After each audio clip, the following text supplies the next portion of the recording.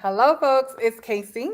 Probably know that by now, but it might be some folks new to the pages and they don't know. So, my name is Casey Venning, and I am the co founder and executive director of Hey, which is short for Helping Empower Youth. And our larger vision and mission is to inspire, motivate, mobilize young people to take action that changes their world. And for the past 16 months or so, we've been drilling down and doubling down in that work by enforcing or reinforcing rather the entrepreneurial spirit that lies in Black males on the west side of Atlanta. For we know that entrepreneurship and hustle is in their DNA, right? They are Atlantans. And so super excited to be doing this work and to really help with an incredible co-founder, an incredible leadership team, this charge around how we change the narrative when it comes to Black males, specifically on the west side of Atlanta in those areas. And as someone last night reminded me, it's not just zip codes because there's a huge difference between one side of the street and the other. Sometimes it really does come down to the neighborhoods that they are serving in. So wanted to give you a quick update on Hey. Y'all know that when we really first started doing this work daily, right? Because remember, we've been around since 2011, but when we started doing this work daily, which was right at the beginning of the pandemic last year, I was giving you updates every single day, right? And those kind of tapered off a little bit, but I realized that it's important to keep you all involved, right, and informed about the work. What I pride myself on a lot is that while we are able to have conversations with folks that can support the work at a substantial and greater financial level, this is grassroots work. And that was proven by the donations and the support that individuals provided each and every day when we were really introducing you all to the pivot that the organization was making. So it is important to us that we keep you involved, that we keep you connected, we keep you informed in what it is that we are doing. So wanted to give you quick updates. Y'all know that we were going live and giving lots of pictures and videos of the Mother Catherine Hay House.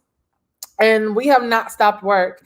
It is now at the place where it is going to require some professionals to come in some instances, who can offer materials, supplies, their services, contractors. Know this, right? Because we are always going to be true to who we are. We're going to practice what we preach. We're going to pay folks, right? So while we are a nonprofit and it is a tax write-off, it is tax deductible, your in-kind service and your donations.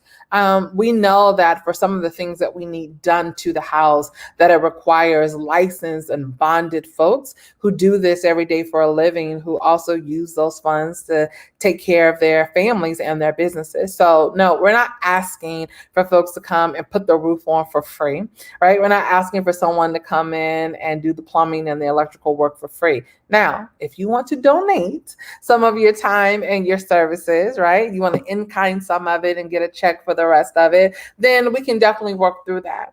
But we are at the place now where we are interviewing and really close to securing general contractors, electricians, plumbers, and roofers. We're really excited because we have some corporate sponsors who are going to donate the cost of some of those materials and supplies we need, but it is not going to cover all that we need. So we still need your help. We still need your support. We're asking that you continue to sow into this organization. It is good, fertile ground. It is my desire and my hope that you have seen the fruit of your sowing of your seed, that you have seen what we've been able to do with a group of young men as a result of you believing in us and believing in them. So we are asking you to continue to do that. If you look at the ticker, the little banner at the bottom, you'll see that you can text your gift to 707070. If you have not done that before, you will have to text the keyword Hey Atlanta first, and then it will give you the instructions on how you can continue to give. You can definitely go to pledge.to paypal.me/Hey House. You can donate there. PayPal.me/Hey Atlanta, or you can go to the website, helpandempoweryouth.org. So now that I've done my executive director duties, right? Right? Always in fundraising mode. I want to talk to you a little bit about the work. I want to talk to you a little bit about the young men and what's been happening. So as we've been, just really exposing you all and them to all that is possible, we've been able to partner with some phenomenal entities and organizations across the city. And so in July, 5 of them will have the opportunity to go through a paid training that will allow them to refine a little bit of their customer service, help them refine a little bit more about their big picture ideas and plans. There's organizations that want to help us in that work. So we're really excited about that. That will kick off in July.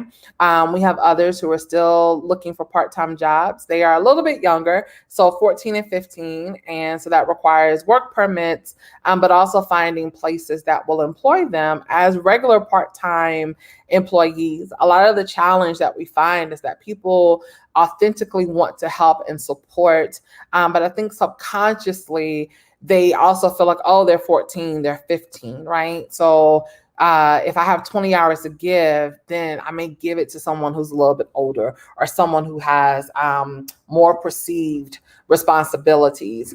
And these young men want to work. And so we are trying to find folks that will put them on the schedule on a regular basis. But it also requires them, right, to do the work, to show up and to mature in that area.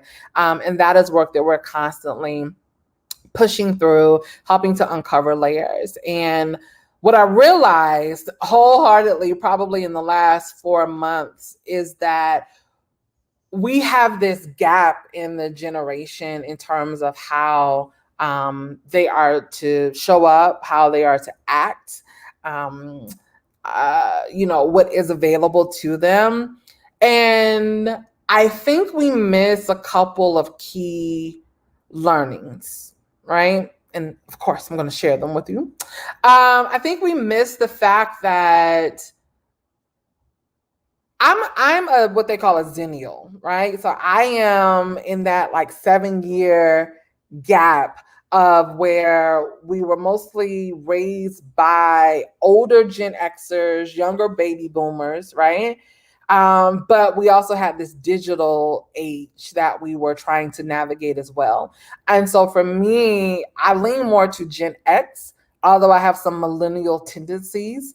And so for us, those zennials, that 1978 to like 1984 group, we grew up on Atari, right? We grew up on Oregon Trail. We grew up not having cell phones and text messages and that type of thing, right? So we knew how to still have those soft skills. We knew how to still show up, pick up the phone, call people, engage in small talk, because that is what most of us grew up with. That's what we learned. And then we have these younger millennials, right, that are now moving into Gen Z and all these younger generations. And some of these young men that we are working with, their parents are younger millennials, meaning the kids that we're serving were born in like 2004, 2005, 2006. And they have come up in a generation of the gig economy where I don't necessarily want to go to work and hear anybody tell me what to do. So I'm going to go start my own. I don't mind having 5 or 6 different types of hustles if it's going to help me still keep making my bills. And so a lot of our young people have watched their parents even bounce from job to job to job simply because I didn't like how somebody talked to me, or this doesn't feel right anymore. I don't like the energy, right? Like I don't care what it is. And I have to admit, when I say I lean more to millennial tendencies, that's where I find myself when I'm working. I realize I'm smart, I'm intelligent, I'm resourceful, I'm creative, right? I'm innovative. That if this is too much of a push for me to go to work where I'm not feeling like I'm being elevated or pushed or prepared to go to the next step, I can be out, right? And find something else or create something else for me. And so, in addition to having parents who are raising these young people with that mentality, we also are what they call the microwave generation, right? We want it quick, fast, and in a hurry. That they have not been exposed for a long period of time to what it means to hustle, to grind, in the sense of putting in work and then waiting to see the fruit of your labor. Right? We don't have patience anymore. We want it now because we said once we make up in our minds that we want something, then the next blink is, well, where is it? Right? And so we have to be mindful that they are watching everything that we do. They are exposed to everything that we're saying. And then we turn around and tell them, you have to wait. You have to be patient. This isn't how you do it. You got to come up through the ranks. You got to pay your dues, right? You're just 14. You're just 15. You're just 16. Why do you need this? Why is this a necessity? And then we forget that even in our own lives, it is hustle, hustle, hustle, grind, grind, grind, move, move, move. I said I want it. Where is it? And then let's not forget the fact that we are in the city of Atlanta. Atlanta is a place where you choose to live, right? Because if you're here just to party, going to fizzle out real quick and real fast, right? If you're here just to get your bag and it doesn't happen in a year or two, then you're out. So Atlanta definitely is a place where you choose to live, right? You choose to be here through all the ebbs and flows of what this awesome city has to offer us. But also, let's be very clear that a lot of what is highlighted in Atlanta is what we see in this wealth inequality gap. We see the highest of highs and the lowest of lows, right? We focus on Black folks who are doing things and doing them well. And every time we turn around, what we see is Instagram stories of the latest name brand, whatever that you have purchased, right? Or the brand new Maserati or Tesla or Porsche or Jaguar or, high-end Mercedes Benz that you have purchased. Don't get me wrong. I want those things too, right? There's nothing wrong with being proud of your accomplishments and working hard to be able to achieve those things. Don't mistake what I'm saying. However, if that is all that they are seeing with the juxtaposition of them still living in income-based housing, low-income neighborhoods, under-resourced or low-resourced communities, then that middle ground is not what's shown. Right? That how did I get to a place where I can do these things is not highlighted as much of the pinnacle of arriving.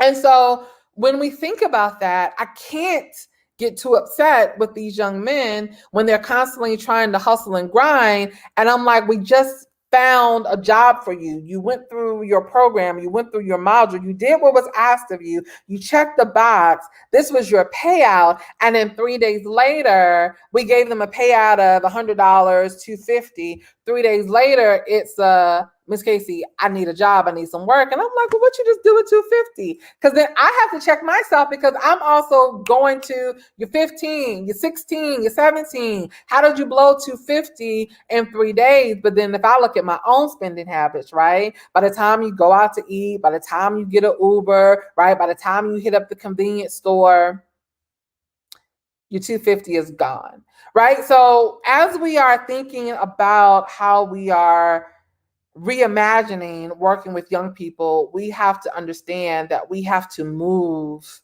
to their generation and understand all of the rhetoric and narratives that are poured into them every single day, and then design programs around that. Right? So that is what we're doing. And I love it. I love the pivot that we make. I say this a lot because it's true. What makes our organization very, very unique is that We understand structure is necessary, but we leave enough flexibility to make sure that the programming that is designed is youth focused, youth led, youth centered, and that it will have to pivot and have to move based on the needs of these young people. And sometimes those needs change quarter to quarter, right? Start of the school year to the end of the school year. And so it's important for us to always be in a listening place so that we know what tweaks need to be made to ensure that we are meeting their needs as we continue to develop this programming.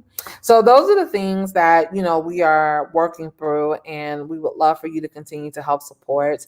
I can't wait for you all to get the new dates of when you can come and support with your hands, like actual physical labor, volunteering at the Mother Catherine Hay House. The next big steps are definitely the roof. It is the plumbing, and then also repairing the fence. So if you have any expertise, skill level, support in those areas to ensure that we can get the roof replaced, that we can get the plumbing done and get the fence repaired, those are our next immediate steps. And we have a deadline for that of July 15th. Because there's a lot that's going to be happening this summer at the Mother Catherine Hay House, and we want to make sure that it's in a position to be able to engage folks safely, right? As more and more people are coming to do tours of the home, find out ways that they can help support the work and help continue to carry out the legacy of Mother Catherine Johnston herself. So July 15th is a new deadline. Y'all know I like giving y'all deadlines, right? That is kind of the teacher in me. While I didn't spend a whole lot of time in the classroom, you educate in many, many ways. And part of that is letting you know what the standard is, what the resources are available to you, and then how and when you can meet them. And so July 15th is our new deadline to have the roof done, the plumbing, and the fence. Again, aggressive, but y'all know I like aggressive goals. I like being able to prove to myself and to everybody else that we are right where we're supposed to be. We are in our lane. And when you stay in your lane, there's not a lot of traffic. And you're able to then get what you need, because where there is vision, there's provision. And so I'm believing that you all are going to connect with us to ensure that we have what we need. So again, please text Hey Atlanta to 707070 for you to give there, or you can go to paypal.me/Hey Atlanta. You can also give at pledge.to/Hey House, or you can go to helpandempoweryouth.org and click the donate button there. Y'all, it is so much that is coming down the pipeline. It is a lot that is happening, and we're so excited over here. I just want to let y'all know, even with the Hey Hydrate, I don't know if y'all can see it with the glare and all of that, but even with the water, this was no small feat. And they have, for as much room has been provided for them, they have been able to step up. And so we made 2 deliveries on Saturday of water in bulk, so multiple cases. We've had folks who have reached out to us individually to order a case of water for their personal consumption.